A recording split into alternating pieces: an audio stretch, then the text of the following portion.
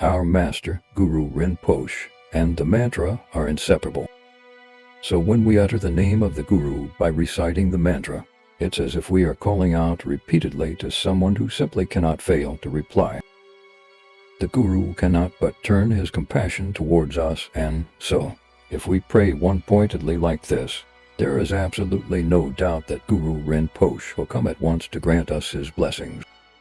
When rain falls on the earth, it falls evenly everywhere, but only the good seeds will germinate, not the rotten ones.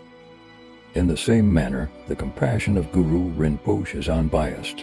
It is directed universally to all beings, and yet his blessings will be swifter for those who have devotion and faith. It is only through the blessings of a Buddha that we can achieve realization that must go out from the core of our heart. Then gradually our devotion will become spontaneous and unceasing.